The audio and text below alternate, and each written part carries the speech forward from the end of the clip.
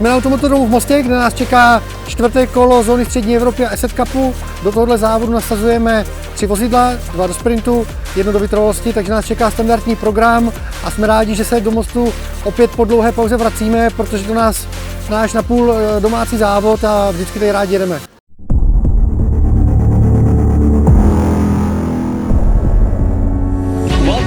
Ladies and gentlemen, we are here at Autodromo Most Asset Cup Series and it is the 4th endurance race.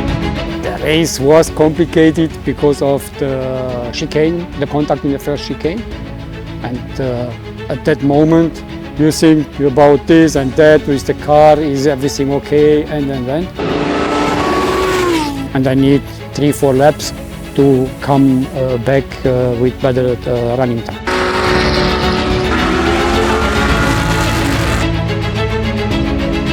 Já jsem se snažil hlavně neudělat nějakou chybu, že bych to zahodil nebo něco, protože jsem nevěděl, jak teda zatáčka je mokrá, přece jenom v některých místech tratě pršelo dost.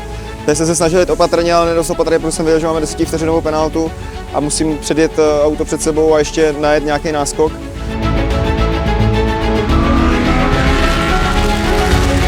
Ale nakonec mi to vyšlo, pak jsem věděl, že už ta trať osychá, takže jsem mohl začít tlačit, ještě jsem pak udělal pár nějakých pozic po Veralu. Já jsem si můžeme být spokojení, vyhráli jsme ve své třídě, takže job done a můžeme se těšit na Slovensko.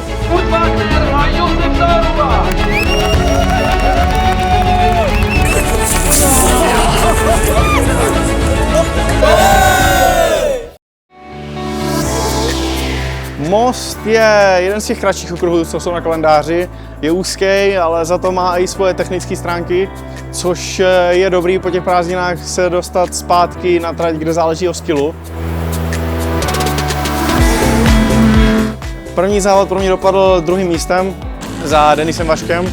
Bojovali jsme tam s Jáchymem po startu, snažili jsme se prodrat polem, ale byly tam trošku potyčky s GT3, vlastně s jinou třídou a já jsem kvůli tomu ztratil jednu pozici a bohužel jsem pak měl trošku mezeru, kterou jsem musel dojíždět.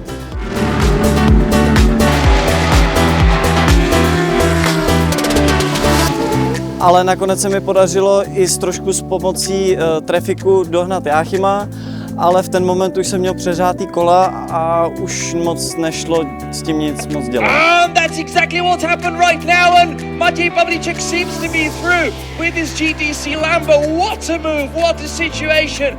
Pro mě, co je důležité, tak je samozřejmě porazit týmového kolegu, s kterým jedu o titul, což se mi podařilo.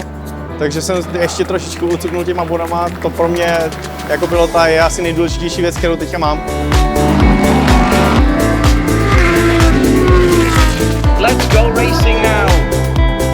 The red lights are off and Joachim Gallage immediately. Kvalifikace na druhý závod byla mokrá, že bylo jasné, že budeme jít na mokru, ale i tak se mi podařilo dostat rytmus a absolutně jsem zajal první místo, pole position, s čím jsem pak šel do druhého závodu s tím, že mám na to vyhrát 3 GTC a nahnat další body.